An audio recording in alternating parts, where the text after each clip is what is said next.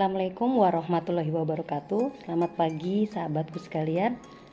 Hari ini kegiatan saya masih di masa libur ya, mengurus buku-buku yang ada di perpustakaan. Nah, untuk hari ini saya akan memperlihatkan bagaimana menempel label dan menuliskan DDC yang ada di sini ya. Ini contohnya.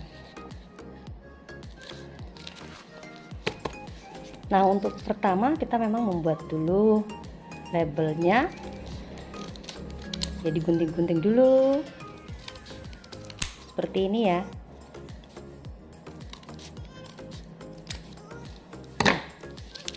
Jika sudah selesai seperti ini, kemudian harus kita tuliskan. Di sini ada 3 kolom ya. Nah, sahabat sekalian, sebenarnya untuk membuat label buku itu gampang ya, jika komputer kita telah terinstall program otomasi ya untuk perpustakaan. Di situ bisa kita buatkan langsung daftar buku, kemudian nomor, kemudian segala macam yang berkaitan dengan buku tersebut. Nah, di program otomasi juga bisa langsung mengeprint barcode dan juga ini. Nah, berhubung di sekolah saya untuk jaringan internet yang terhubung sampai ke perpustakaan belum sampai karena keterbatasan jaringan, maka kami berusaha semaksimal mungkin untuk bisa melayani anak-anak di sekolah. Artinya kami pun tidak kecewa jika jaringan internet memang tidak sampai ke ruangan kami. Jadi yang kami lakukan ya secara manual ya. Tapi disarankan kalau bisa membuatnya secara otomasi sehingga mempermudah pekerjaan dari tenaga pustakawan. Nah, di sini saya contohkan seperti ini ya.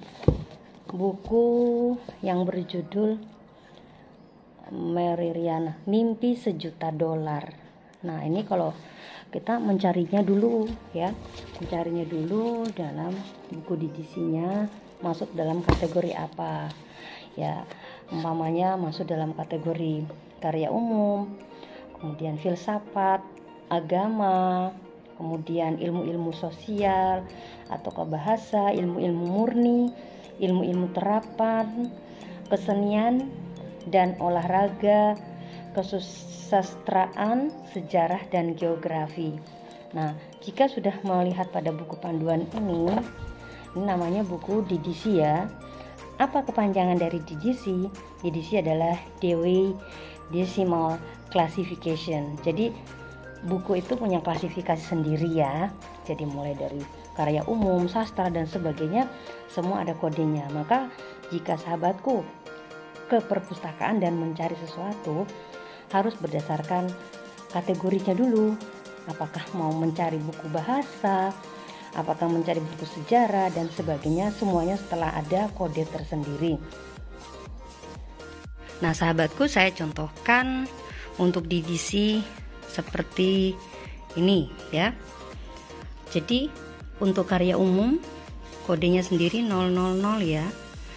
Kemudian ada filsafat, ada juga agama 200 ya.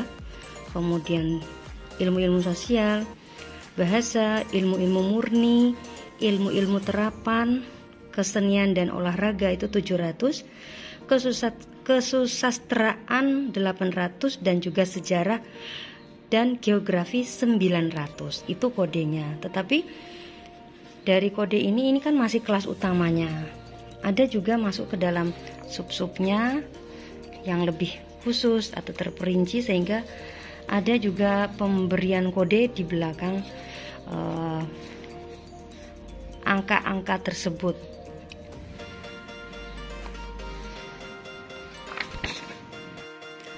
Nah, di DDC itu selain kelas utama atau main classes, kita contohkan 600. Apa itu 600? Ilmu-ilmu terapan teknologi. Nah, itu pun dibagi menjadi divisi. Divisi itu artinya setiap kelas utama seperti 600 tadi dibagi menjadi 10 bagian yang disebut divisi, yang masing-masing diberi nomor urut 0 sampai dengan 9. Sehingga kita perolehnya 100 divisi yang biasanya disebut ringkasan kedua. Notasinya terdiri dari 3 bilangan di mana nomor divisi menempati posisi kedua. Misalnya, kelas utama teknologi 600 ya, terdiri dari divisi sebagai berikut. Contoh, 600 itu ada 600 teknologi kan tadi? Ya. 610, 620, 630, 640, 650 sampai 690. Nah, kita ambil contoh 610 ya, yaitu ilmu kedokteran.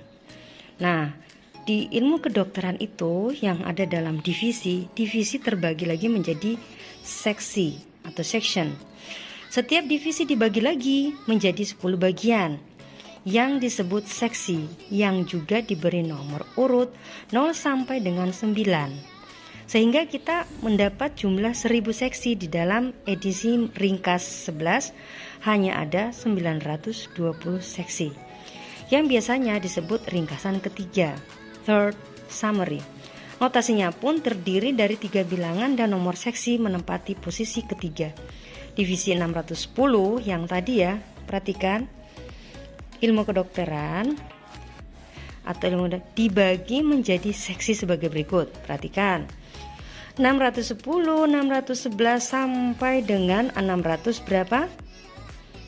Ya, ada 617.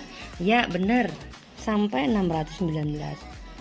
Jadi sampai 619 itu ilmu kedokteran eksperimental. Ya. Nah, kemudian sahabat sekalian, sudah jelaskan tentang divisi yang saya jelaskan tadi. Itu baru sedikit loh, masih banyak lagi.